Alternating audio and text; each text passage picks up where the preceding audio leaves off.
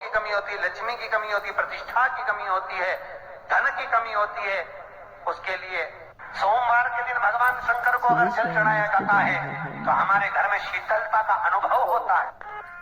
11 तारीख से 19 तारीख तक गुप्त नवरात्र चलो, गुप्त नवरात्र करो आराधना, कुछ नहीं तो एक फूल को शंकर को चढ़ाना चालू करो। ये वो नवरात्र है जिसमें प्रेम आनंद बढ़ता है, स्नेह बढ़ता है। ये वो कम से कम एक पुष्प तो चढ़ाओ।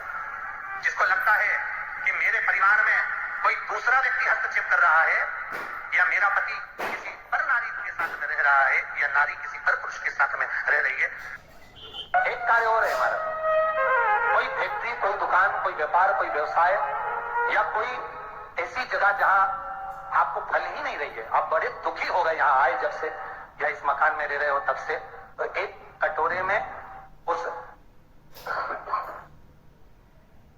जो ईख होता है, गन्ना होता है, उसको छील कर उसके 11 टुकड़े, 11 बेलपत्र, 11 शमी पत्र घर के किसी भी स्थान पर रख दीजिए और उसको रखने के बाद सोमवार के दिन बेलपत्र के पेड़ के नीचे इतना सा खड्डा खोद कर उसको दाब दीजिए, उसमें मिट्टी डाल दो और थोड़ा सा जल उस पर समर्पित कर आ जाओ। 3 दिन बाद जाकर उसी स्थान की मिट्टी को लाकर घर में डाल दीजिए। जो स्थान पर आपको लगता है कि ये भूमि अच्छी नहीं है, यहाँ पर सफलता नहीं मिल रही, और एक बात और ध्यान से सुन लेना, शंकर के मंदिर जाओ, शिव का स्मरण करो, 1 लोटा पानी चढ़ाओ, उसका मंत्र जाप करो। मंदिर नहीं भी जा सकते तो श्री शिवाय नमस्तुभ्यम, ये वो मंत्र है, प्रैक्टिकल कर देखना। लोग कहते हैं गुरुजी तो टोट के बताते हैं, आप जो समझो आपकी मर्जी, आपका मन करे तो इसको उपाय समझो, आपका मन करे तो जो समझना है समझो। एक उपाय कर देखना, जिस दिन आपका व्यापार नहीं चले, आपका मन उदास पड़ा हुआ हो, उस दिन दुकान की गादी पर ही बैठकर शिव का स्मरण करो, हाथ में एक चावल का दाना लेकर श्री शिवाय नमस्तुभ्यम की 1 माला जप लो।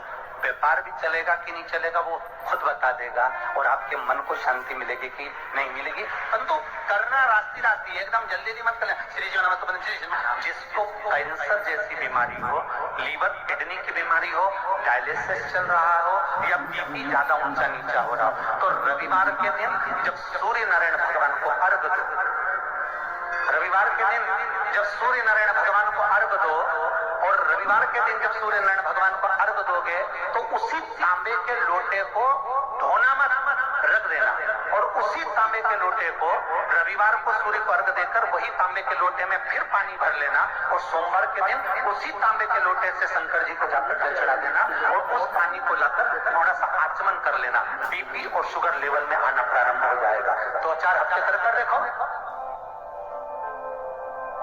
सूर्य नारायण भगवान को रविवार के दिन पूजा जाता है, वैसे तो नियम से रोज जल चढ़ना चाहिए, और अगर बीपी शुगर वाले हैं, आप रोज जल चढ़ा रहे हो तो रविवार सोमवार का ध्यान कर लेना, रविवार को चढ़ाए तो सोमवार को शिव जी को चढ़ाए, उसी तांबे के उसी पात्र।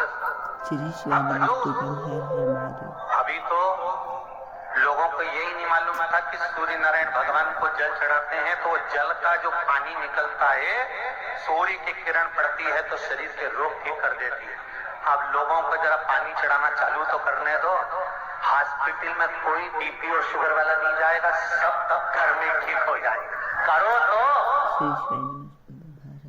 श्री शिवाय नमस्तुभ्यम, सब बोलिए एक बार जमकर, श्री शिवाय नमस्तुभ्यम।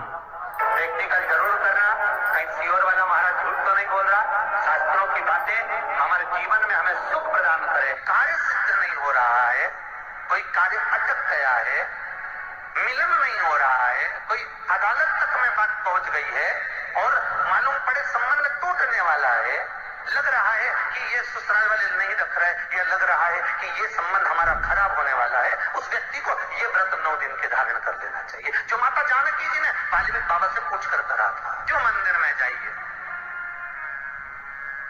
पहले दिन 9 फूल कमल के हो, जो मिल जाए, परंतु एक जैसे फूल होना चाहिए। ये नहीं कि आज तुमने गुलाब का चढ़ाया, कल कमल का चढ़ा दिया, परसों गेंदा का चढ़ा दिया, नरसों चमेली का चढ़ा दिया, फिर रात रानी का चढ़ा दिया, ऐसे फूल न चढ़ाए। एक जैसे फूल 9 दिवस तक सीते, हे जानकी, हे पुत्री, शिव मंदिर में जाकर अपने पति का स्मरण कर कर, कार्य का स्मरण कर कर, 9 फूल प्रथम दिन घी का दिया लगाकर आप भगवान शंकर को कामना कर कर समर्पित करती हो, दूसरे दिन वही फूल दुगने हो जाना चाहिए 18। तीसरे दिन फिर 9 जोड़ लो 27, फिर 9 जोड़ लो, फिर 9 जोड़ लो, जोड़ते जोड़ते 90 दिन 81, कितने हो गए? ऐसे पुष्प शंकर भगवान को समर्पित करना।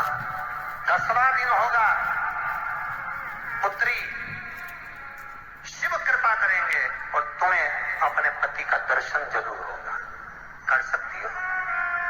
सीता जी बोली कर तो लूंगी, पर दिक्कत है क्या, इतने में फूल चढ़ाऊं और फूल नहीं मिले तो? इतने में वहीं पर लव खड़ा हुआ था, पुत्र लव खड़ा हुआ था। उसने कहा मां चिंता क्यों करती है, फूल मैं ला कर दूंगा तो बस व्रत धारण कर।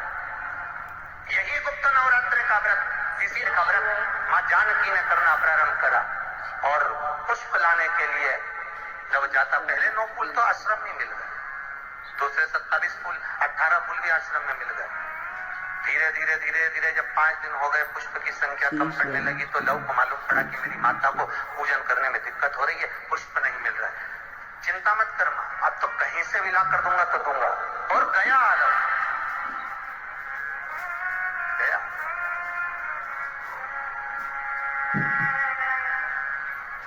अयोध्या में पहुंचे, जहां एक सुंदर सा सरोवर था। सरोवर के दरवाजे पर द्वारपाल खड़े हुए थे, अंदर नहीं जाने दिया। मुझे जाने दो, मुझे पुष्प चाहिए, मेरी माता पूजन कर। द्वारपाल ने पकड़ा, कहा मना करा, नहीं माना।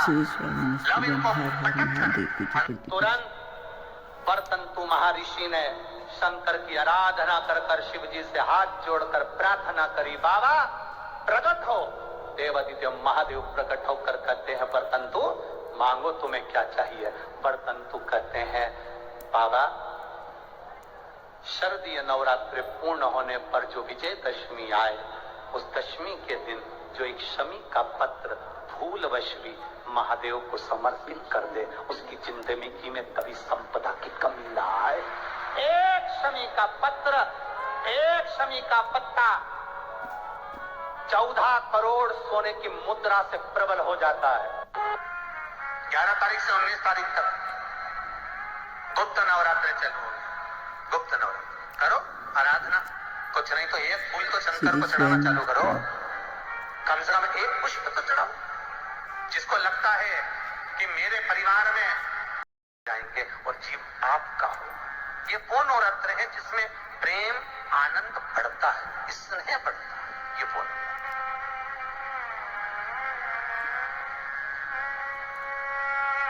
कोई साधारण नवरात्रि नहीं है। भाई भाई में अगर द्वेष हो रहा है, विवाद चल रहा है, अदालत में बात चल रही है, कोई समझौता नहीं हो रहा, एक दूसरे से बातचीत बंद है, करो नवरात्रि। यही गुप्त नवरात्रि धारण करो। 9 दिन कुछ भी आप बाबा को पुष्प समर्पित करो। फूल लगता क्या है, कोई यहाँ लिखा तो आनंद रामायण में ये थोड़ी लिखा कि एक सोने की अंगूठी समर्पित करो। उन्होंने तो लिखा पुष्प, केवल पुष्प,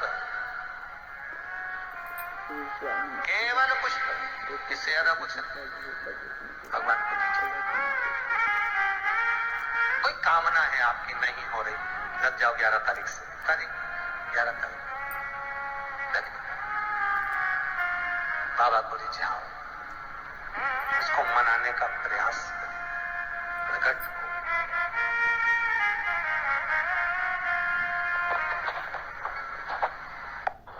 चैत्र नवरात्रि में, शरदीय नवरात्रि में, आषाढ़ी नवरात्रि में,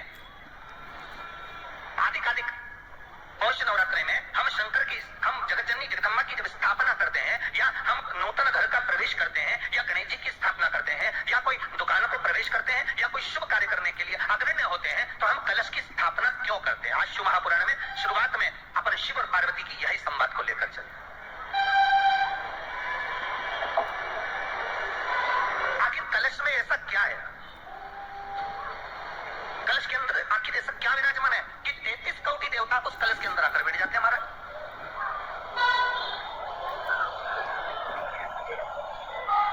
आपको कोई यज्ञ करने जा रहे हो, आप कोई पोथी पुराण करने जा रहे हो, आप कोई अच्छा कार्य करने जा रहे हो, तो ब्राह्मण देवता कहते थे कलश स्थापना होगी, कलश की शोभा यात्रा निकलेगी, कलश यात्रा निकलेगी, कलश विराजमान होगा। और आज हर की पौड़ी में, नासिक में जो बड़े बड़े कुंभ के मेले होते, कुंभ का मतलब भी तो कलश से होता है। उसकी महत्वता क्यों है? उस कुंभ की, उस घड़े की महत्वता कहां से प्रकट हो गई? शिव महापुराण की कथा करती है महाराज, भगवान ओघड़दानी शंकर स्वयं आद्य शक्ति जगदम्बा से कहते हैं कि जगदम्बा तू क्या चाहती है बोल। तो जगत जननी जगदम्बा कहती है कि जहां मैं हूं वहां शंकर है, ये आपने कर दिया, और जहां शंकर है वहां पार्वती का होना जरूरी है। उसके लिए सिद्ध करने के लिए एक स्थान ऐसा बनाया जाए जहां पर शिवाय नमस्तुभ्यम। हर हर महादेव। पूज्य प्रदीप मिश्रा जी ने 10वीं तिथि सोमवार के बहुत अच्छे और अचूक उपाय बताए हैं। पूज्य प्रदीप मिश्रा जी ने ये भी बताया है कि हमें रविवार के दिन जो सूर्य भगवान को हम सूर्य अर्घ देते हैं, क्योंकि रविवार सूर्य भगवान का ही दिन होता है, उसी जल के पात्र को हमें रख लेना है और सोमवार के दिन उसी के जल पात्र से हमें भगवान शिव की अर्चना करनी है। पूज्य प्रदीप मिश्रा जी ने बताया, अगर हम नवरात्र में ज़्यादा कुछ नहीं कर सकते तो 9 फूल सफ़ेद, 9 लाल और समी पत्र अगर हम भगवान शिव को समर्पित करते हैं तो हमारी हर मनोकामना पूरी होती है।